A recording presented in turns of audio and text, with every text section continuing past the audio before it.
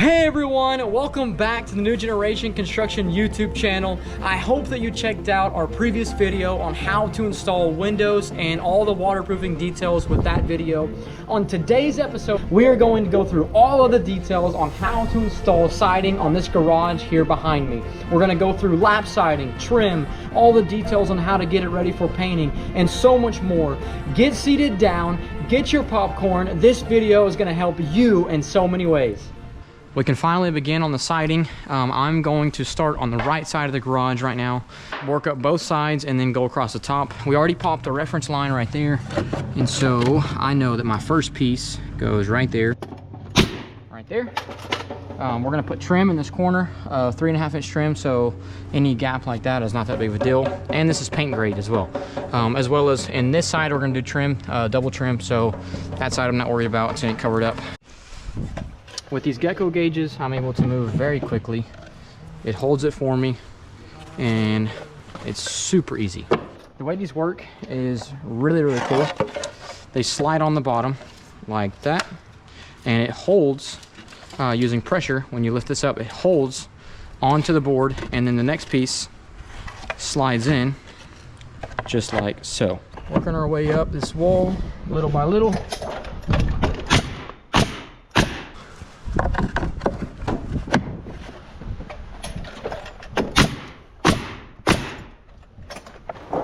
Little by little.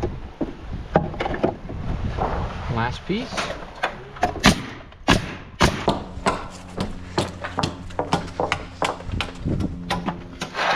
Back at the bottom. Use our reference line that we started with. There we go.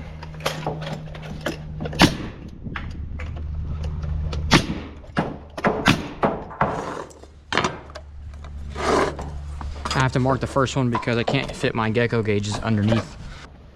Make sure that this one is perfectly level, because this will be the boss. Now I can take my gecko gauges, slide them on underneath. We are moving. These are a little tough to slide on, but I promise you they save so much time, because if not, you have to do a reference line all the way down through it, like I did on that first one. And then you have to line it up perfectly on that line every single time. And then also, where these come into play that make it a big, big help is on longer pieces, because I'm able to do it by myself. Instead of having to have an extra hand, I can do it all by myself, which is nice as well. And then even when you're on high places, like up in that gable up there, these gecko gauges help out tremendously.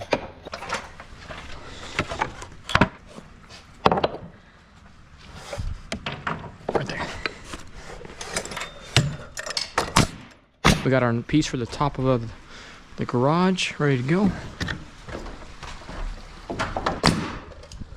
That'll do it. Pencil ended up falling. Now that we got the siding high enough up, we can do our trim around the garage. Beautiful. And I like to nail right in the part where the siding has the most meat. You don't want to nail right here in this point, because there's a lot of air, a lot of gaps, so that the nail's not going to grab the best. It'll probably still grab good enough, but I like to prefer to nail in this point right there, because there's another piece of siding behind it.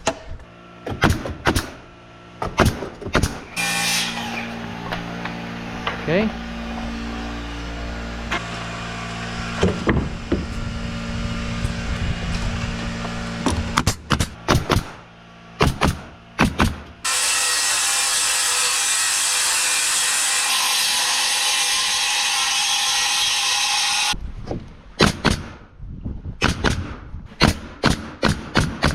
We're back from lunch, got food in our system, and as you can see, the sun is beaming down, so you better believe it. El sombrero is coming out. First thing we're gonna do is get a level line across the bottom, get our first row marked, and I'm gonna time lapse this entire wall and get this thing finished.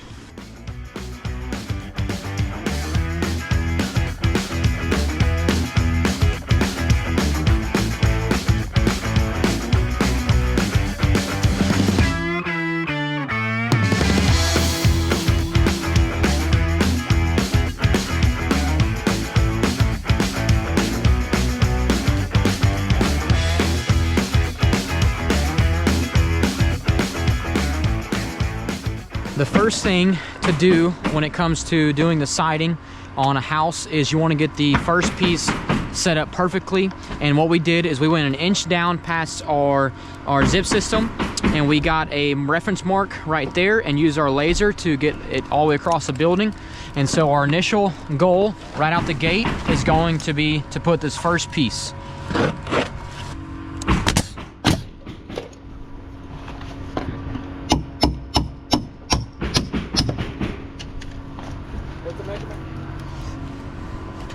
Okay, here we go. This piece is 47 5/8. Once we get the first piece where we want it, we just go down through, nail the top inch of the siding. The most annoying part of this portion of siding is being so low to the ground and having to play in the mud. But once you get the first one done, or really like the first 3, it's not so bad.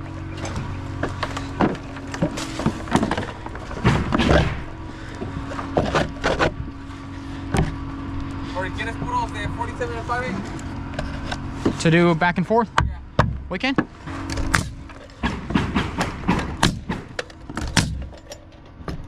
Now that our first piece is put on, the immediate thing I'm going to do next is I'm going to mark 1 inch right here with my speed square. The reason I'm doing 1 inch is because that's the overlap that I want from this piece of siding onto this piece of siding. 1 inch right there. I'll do another mark down here at 1 inch, and then I'll have David help hold it on that side, and I will hold this side on this mark, and then we will nail this piece on.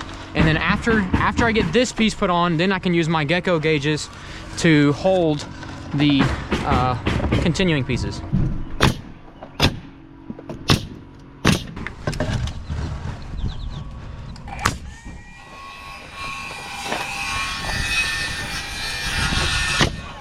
Awesome. When nailing the siding, I like to nail all across the top of the siding in the 1 inch space of the overlap. And then I also, the main thing that I look for is I shoot for the studs that are in the building, just like so. And the way that I do that is I know that on my joints, there's a stud, on my nail pattern, there's a stud, and so forth, on and on and on. I love the gecko gauges. It allows for easy install.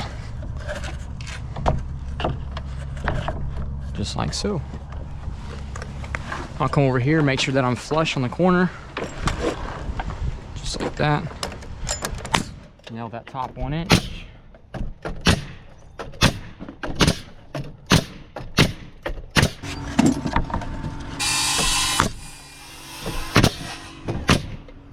Now that I reached the window on the side piece, the thing that I'm going to do is put pieces going up through here.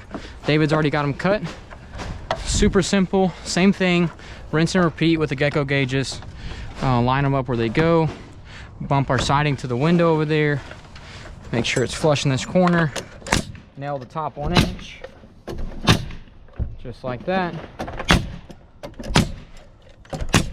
And I got to do that about 1,000 times.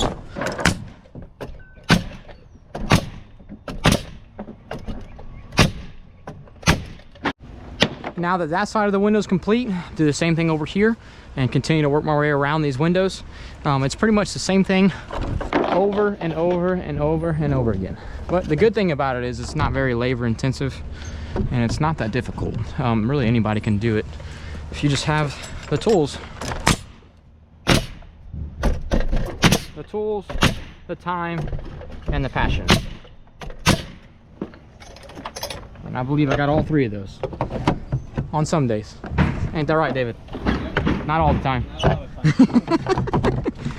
One of the biggest things probably I could recommend about siding is have a good helper, someone that's good at what they do when it comes to cutting, because David has already cut all these pieces, got them prepped and ready, and he's already doing the one on top, and I haven't even given him a single measurement this morning right out the gate. So super convenient, super nice.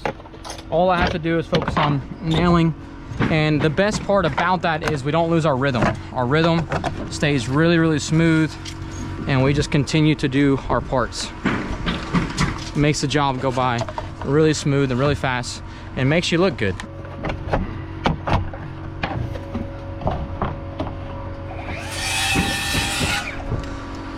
Both sides of the windows are complete. Now I'm going to take my longer section across the top. David has already cut a notch in it and got it prepped and ready. Time to upgrade to the ladder now that it's a little bit higher up. In between the window, I'm gonna add a filler strip, just like that. And I'm gonna have to double it up so that it matches the same thickness of the siding, because the sidings overlap, so it has two thicknesses thick of siding. Okay, first piece going up on the higher portion. This last piece, I think we're gonna have to rip it. It needs to be 7 inches. Yeah, we'll do 6 3/4. Now we have a little bit of play and we'll be good.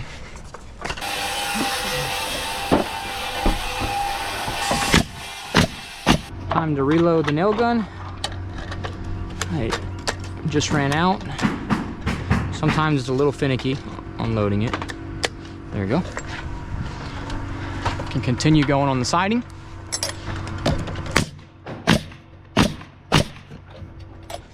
On the top piece, up here at the very top of the siding, you have to add a filler strip to make sure that the back of the siding is flat. That's what this piece is right here. Last piece going up on the top. All of our siding is complete.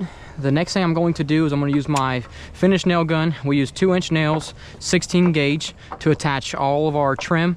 And I'm going to start with our 1x4 across the top, and then we're going to do 1x4 in the corners, all around the window. And we're going to tackle out all the details for this back wall, and this wall will be complete. My first piece of 1x4 is going to go right here in the middle at the top of our wall. And the reason I do it in the middle is mainly because I'm a one-man show right now, and it allows me to have a smaller piece to work with in the corner, and I don't have to worry about getting it perfectly flush right now. I can just get it roughly where it goes, and then I can move my ladder and finish it. So it helps when you're by yourself and you have one person doing the trim. I can set it in the middle, nail the edges, just like so. Move my ladder down here to the corner, and then I can give David a more exact measurement versus guessing.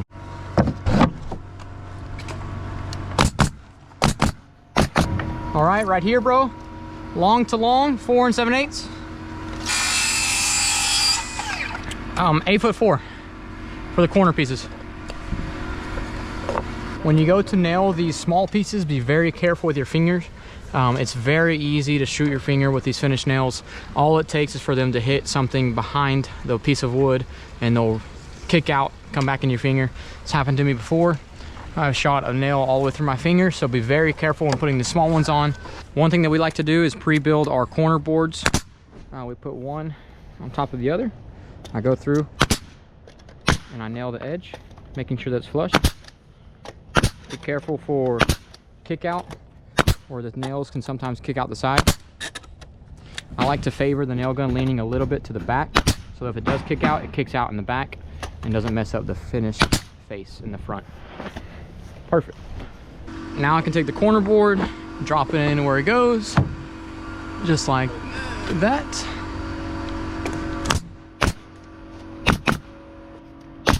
I like to nail in this part of the trim.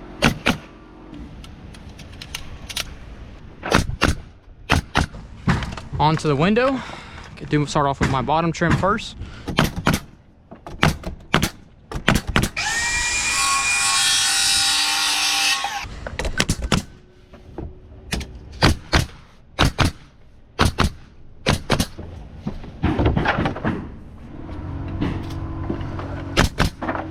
Across the top.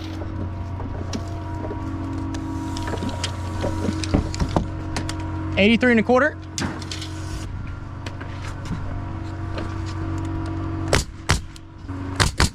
With this section in the middle, it is 5 inches wide. However, on the job site, we don't have any 1x6 currently out here. So what we did is we took 2 1x4s, ripped them to 2.5 a piece, and that way our joint is dead center and it looks symmetrical. And then the sides can get cocked to the window. So it looks pretty nice. sometimes you have to work with what you got. And so that is exactly what we did. There it is. Looks really good. This whole wall is complete. We got to finish this corner trim over here, but we can't do that until we finish our siding going down this wall. So now our next goal is going to be starting at the bottom once again and working our way up this entire wall. Back at the bottom again. Let's do it all over again for the 4th time. Make sure we're on our chalk line. Right there. Moving right along on this side over here with the gable. I've gotten the first 5 rows up, and I am slowly getting my way up the wall, little by little. This side's now done. Let me go up this side real quick.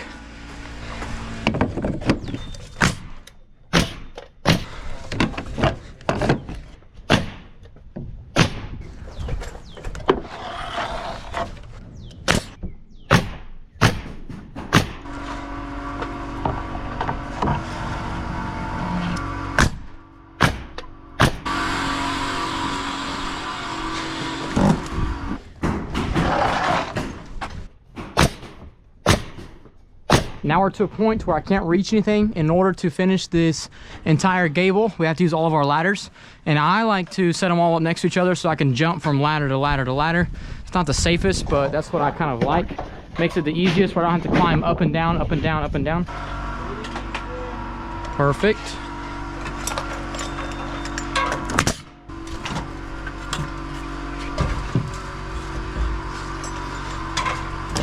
What David is going to do is he's going to take 2 feet off of every board coming up. So it'll be 14 feet, 12 feet, 10 feet, 8 feet, 6 feet, 4 feet, and so on. The reason being is we're going to staircase our joints so that nothing lines up and so the water can get out the best way possible. And also so that I can keep my ladders in one spot and I don't have to continue to move back and forth on each side of the building. I'm going to do my staircase of siding on this side, move my ladders only once, finish it on that side, then move my ladders one more time to finish the very peak. That way I can do as minimal moving as much as possible. Before I can go any higher, I have to finish my soffit on the eave. So I'm gonna put that on real quick. I'm gonna have David come over and help me. He's gonna grab that side, put it up into position, and then I'm gonna nail it to our blocking that we did throughout the framing phase. All right.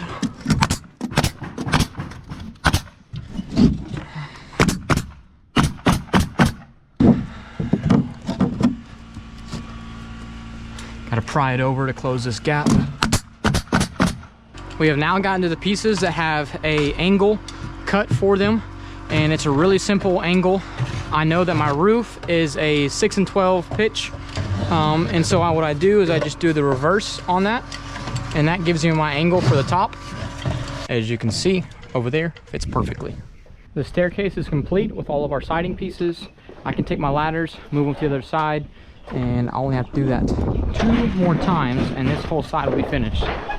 Ideally we could do a scaffolding or do pump jacks, but we currently don't have either one of those, and we don't have the material on the job site to do a scaffolding, so this is the next best thing. Here's a very good trick for if you're by yourself and you have to measure something that's really long and you don't want to have to deal with the tape measure being flimsy and flipping on you. What I did, really simple, is I measured over from my siding over here, just like so. I bumped it and I measured to 8 feet right there. I made a little mark, and then from the right side, I measured where I want my piece to finish, just like that over there, and I measured to my mark, and I added the 2. So 8 plus 5 is 13, plus 11, so 13 foot 11. There's a really simple trick that David's using to cut all the pieces on the ground without having me to measure them. So up in that peak up there, I give the very first measurement. So once it's under 16 feet, that's pretty much the only measurement he needs. He'll measure from the next point right there where the next piece is gonna lap over to his pencil mark over here, and we'll be able to get that triangle peak all on the ground without me having to give a single measurement. He can grab all of the measurements. Pretty cool trick. Pro tip, use it if you like it. Now with that trick, David can get all those measurements on the ground just by measuring before he cuts the piece actually on the ground. So he's gonna be able to give me this piece and the next one and the next one and the next one until this little peak is complete. On these smaller pieces that fit perfectly from left to right, I'm not able to use both gecko gauges. If I was to put this one on like that, I don't have enough room for me to drop it in over the top. It hits the soffit on each side, so what I have to do is put one only on one side, and the other side I make a little mark, or I slide this in after the piece is already up. For example, I don't have any room to slide it in over the top if I have my other one, so I have to go from one side, slide it in like that, and then my other side I can use my pencil mark. Our siding on this gable is now complete. The only thing I lack is to do the corner over there, the little bird's mouth, or bird box is what we call it. I think it gets its name because that's where a lot of birds sit. It's really simple. All I have to do is add some blocking and then fill in around it. We already cut the reverse angle of the roof, slides in here just like that, and then I mark it exactly where it goes, and then I give it down to David. He cuts it, and that adds blocking for me to nail a piece of siding here in the front, and then I add another one over here, and this just has to be held with finished nails, nothing crazy. I add this one right here. That allows me to put a piece of siding there, a piece right here, and then I cut this corner off right there. It creates a little box, bird box, and then once I get this complete, I can finish my 1x4 trim and then do the corner trim as well. Okay. This piece comes off from here.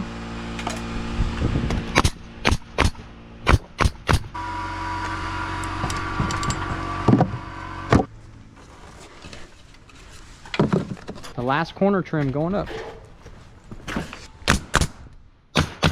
We are now on to the dormer part of the siding. The initial thing that we're going to do first is put all the siding on the face of the dormer, and then from there I'll take on the sides and go through all the details with all of the angles. But for starters, I'm doing the easy part first. Got to get the easy victories first, and then move on to the more difficult ones. Okay.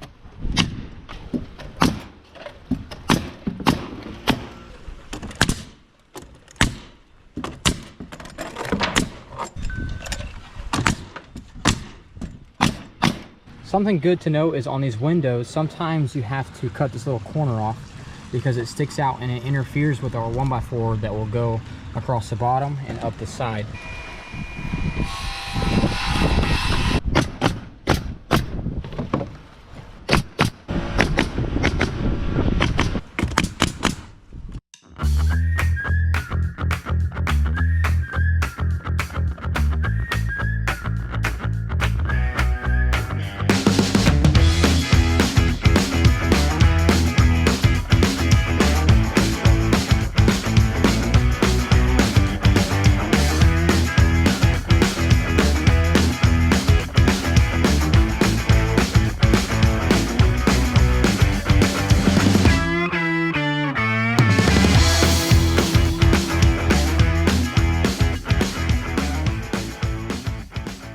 That's a wrap for this video. I hope that all of these siding installation tips help you guys at home. Maybe it's a future project that you're trying to do for a client. Maybe it's your personal home. Hopefully all these tips on the current project that we're on right now allow you to accomplish your goals and your visions for the future. Stay tuned for future videos, but that's a wrap for this one.